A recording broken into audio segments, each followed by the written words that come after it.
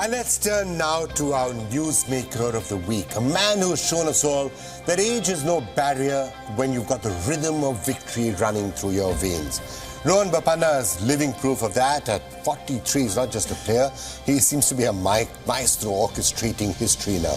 Last week, Bopanna became the oldest ever player to win a Grand Slam, setting the court on fire at the 2024 Australian Open, along with his partner Matthew Ebden. So let's delve into the extraordinary journey of the new #1 in men's double, a man who shattered records, overcome setbacks and proved that the pursuit of excellence knows no age. And we're now being joined by the man himself, Rohan Bopanna. Thanks, Rohan. Thank you so much for joining us right here on the India Story. And first of all, many, many congratulations from all of us. Thank you so much, Vikram. Lovely, being here on your platform, chatting with you. So thank you so much. Right.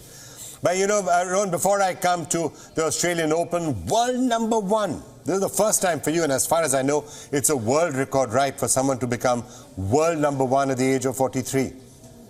Yeah, absolutely. It's hence I've called it the level 43, not age 43. So, since no one has really achieved that, definitely proud and, coming from India, being from India to on holding this record, can't beat it at all. I have to say that's a really good way of putting it, level 43, not the age. But tell me something, honestly, how are you competing with that age factor? Tennis can be a physical sport, but you're out there fit as ever at the age of 43. How are you ensuring that age doesn't matter on the court?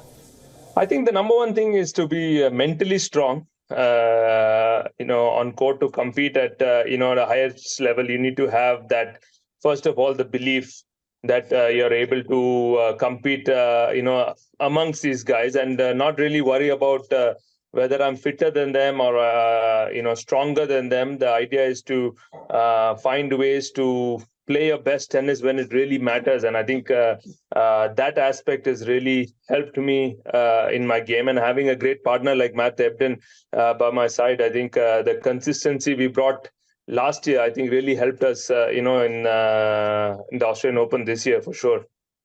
Well, now, talking about mental toughness, there was this period a few years ago, you were going through a lean patch. There were some reports that you were considering giving up the game professionally, retiring. How did you go through that particular phase and emerge to these new highs? I think the biggest thing, Vikram, was actually, voicing it out.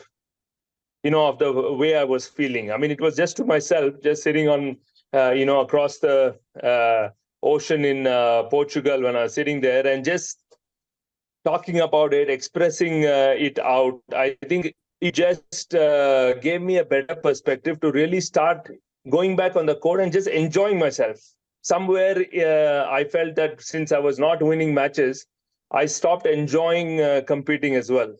And I was just going to tournament, hoping that matches would, win and then I get that win. So I think the key there was, expressing it out. And that slowly transformed into getting back why I started this sport, why I was competing, why I was enjoying traveling, why living out of the suitcase for 25, 30 weeks a year. And that, I think, is slowly started building back the confidence. Started then automatically, I started winning matches. The following week itself, I started winning matches. So I think that then eventually I said, okay, you know what, let's focus on what I feel the best, how I feel, how I can get better as an athlete. And, that then, started helping the partnership, no matter who I played with, because I was purely focusing on what I should do better to help that partnership and not really worry about, I've hit a serve, my partner missed the volley. More so looking at it, saying that, maybe my serve was not good enough, hence the partner missed the volley. I think that's a really important perspective that all of us would do well to keep in mind. Now, let's turn to the Australian Open. Must have been a big moment for you because it's been, 6-7 years? 2017, I think, was the last Grand Slam that you won?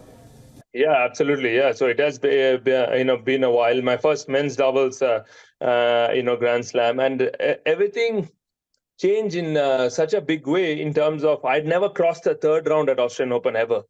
I'd done well in all the other Grand Slams, but never really at the Australian Open.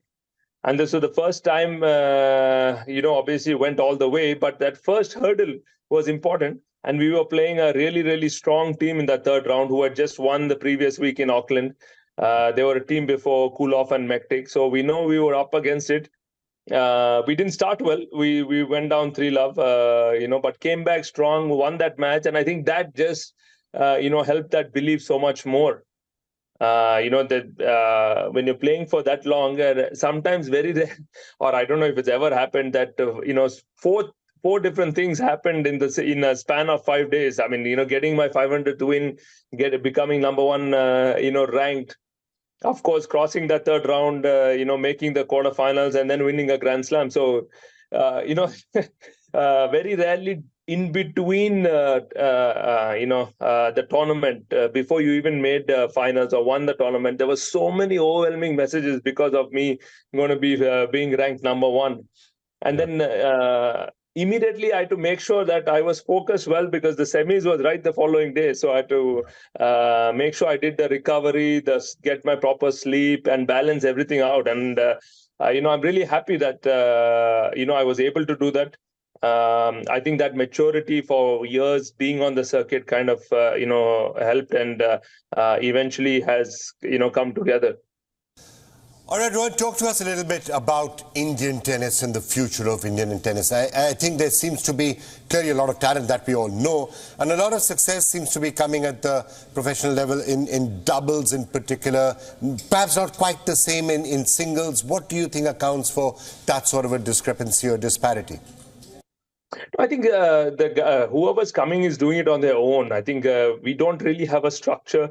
We really need tournaments in the country. I mean, I'm not talking about big ATP level tournaments, even like the futures and then challengers. This is what we need. I mean, we are compete against the best players across the world. And when they come from different countries, they're able to stay in the country and play as many tournaments and get their rankings, international ranking up and before even going to these big events.